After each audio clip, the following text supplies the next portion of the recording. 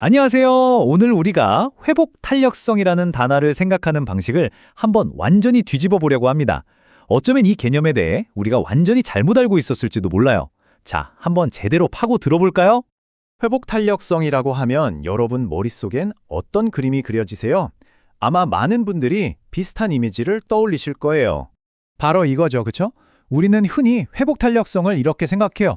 모든 역경을 홀로 견뎌내는 강인한 개인, 혹은 불굴의 의지를 가진 CEO처럼 순전히 자기 의지력 하나만으로 모든 걸 이겨내는 고독한 영웅의 모습이요.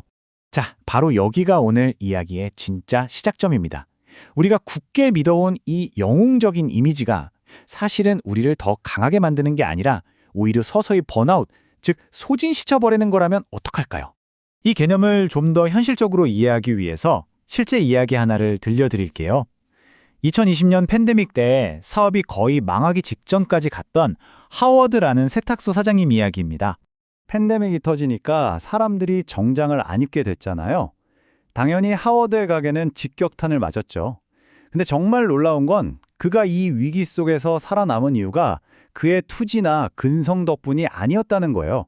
비결은 위기가 오기 20년 전부터 그가 차곡차곡 쌓아올린 신뢰라는 시스템이었습니다. 그의 단골들이 그를 살리기로 마음먹은 거죠. 바로 이 하워드의 이야기가 우리가 알던 회복 탄력성의 정의가 뭔가 잘못됐다는 걸 보여주는 겁니다. 그의 회복 탄력성은 그의 타고난 성격이 아니라 그가 오랫동안 갖고 온 공동체에 깊이 뿌리내리고 있었던 거죠. 자, 그럼 이제 이 동네 세탁소 이야기에서 시야를 확 넓혀서 이 시스템에 기반한 회복 탄력성이라는 아이디어를 더 깊게 파헤쳐보기 위해 정말 말도 안 되게 오래된 한 기업의 이야기로 넘어가 보겠습니다. 이 회사가 처음 세워진 해입니다. 네, 잘못 보신 거 아니에요. 서기 578년. 이 어마어마한 시간의 스케일이 좀 느껴지시나요? 이 회사가 얼마나 오래됐는지 감이 잘 안 오실까봐 다른 역사적 사건들과 비교해 볼게요. 공고구미가 세워졌을 때 바이킹은 아직 역사에 등장하지도 않았고요. 르네상스는 수백 년 뒤의 이야기였습니다. 미국이라는 나라는 당연히 없었고요. 그런데 이 회사는 지금도 영업을 하고 있습니다. 이건 정말 경이롭다는 말밖에는 할 말이 없네요. 이 회사의 이름은 바로 공고고미입니다. 고대 한국, 그러니까 백제에서 일본으로 건너간 장인이 불교 사찰을 짓기 위해 세운 회사예요. 무려 1450년이 넘는 세월 동안 인내와 장인 정신의 상징 그 자체였죠. 그런데 말입니다. 여기서 이야기에 엄청난 반전이 있습니다. 회복 탄력성에 살아있는 전설 같았던 이 회사가 파산 직전까지 갔었다는 사실이에요. 이건 단순히 오래됐다는 것만으로는 생존을 보장할 수 없다는 걸 아주 명확하게 보여줍니다. 그럼 대체 무슨 일이 있었던 걸까요? 위기의 시작은 1980년대 일본의 버블 경제 시기였습니다. 회사가 자신들의 핵심 사명, 즉 사찰을 짓고 유지하는 일에서 벗어나서 빠른 돈을 벌려고 위험한 부동산 투자에 뛰어들었던 거죠. 그 결과는요, 참혹했습니다. 2006년 회사는 결국 파산하고 맙니다. 1400년이라는 어마어마한 역사도 한 번 무너진 시스템 앞에서는 아무런 힘을 쓰지 못했던 겁니다. 이 문장이 공고구미가 왜 무너졌는지 정말 완벽하게 설명해 줍니다. 오직 효율성과 빠른 성장, 그러니까 화창한 날에만 맞춰서 시스템을 만들었더니 막상 비가 내리는 위기의 순장이 오자 그냥 부서져 버린 거죠. 자, 그럼 문제점을 알았으니 이제 해결책으로 넘어가 봐야겠죠. 공고구미 같은 회사들의 생존기는 우리에게 진정한 회복 탄력성을 위한 청사진을 보여주는데요. 여기에는 세 가지 아주 중요한 기둥이 있습니다. 그 세 가지 기둥은 바로 첫째, 이익보다 사람, 둘째, 성장보다 일관성, 그리고 셋째, 파괴적 혁신보다는 유지 보수입니다. 지금부터 하나씩 자세히 뜯어보죠.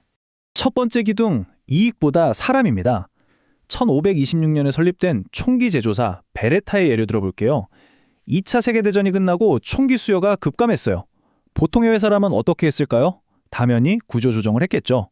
하지만 베레타는 장인들을 한 명도 해고하지 않고 대신 자동차를 만들었습니다. 왜냐하면 그들은 사람이 단순한 비용이 아니라 회사의 기술고 기억을 담고 있는 핵심 인프라라는 걸 알았기 때문이죠.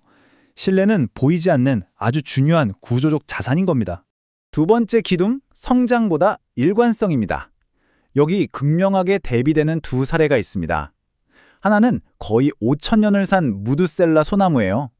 이 나무는 아주 천천히 자라면서 속이 꽉 찬 단단한 목재를 만들어내죠. 반면에 2조 원이 넘는 투자를 받고 엄청난 속도로 성장을 추구했던 스타트업 퀴비는 어땠나요? 6개월 만에 문을 닫았습니다. 이건 우리에게 분명한 교훈을 줍니다. 빠르고 불안정한 성장보다 느리더라도 꾸준하고 일관성 있는 성장이 훨씬 더 강하다는 걸요.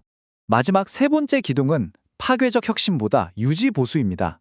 다시 공고구미 이야기로 돌아가 보면 그들에게 사찰은 한 번 지으면 끝나는 건축물이 아니에요. 끊임없이 돌보고 관리해야 하는 말 그대로 살아있는 존재죠. 여기서 핵심은 이겁니다. 진짜 장수의 비결은 문제가 터졌을 때 허겁지겁 고치는 게 아니라 모든 게 괜찮을 때, 상황이 좋을 때 꾸준히 유지하고 보수하는 데 있다는 거죠. 유지 보수는 귀찮은 일이 아니라 근본적인 힘을 기르는 아주 중요한 활동인 겁니다. 자, 그럼 지금까지 이야기한 이 모든 교훈들을 하나로 모아서 이 혼란스러운 시대를 살아가는 우리 모두에게 적용할 수 있는 새로운 회복 탄력성의 틀을 한번 만들어 보겠습니다. 이 표가 모든 걸 요약해 줍니다. 우리가 알던 낡은 모델은 개인의 근성, 효율성, 속도, 위기 속 영웅주의에 기댔기 때문에 취약했습니다. 하지만 우리가 새로 이야기하는 모델은 달라요.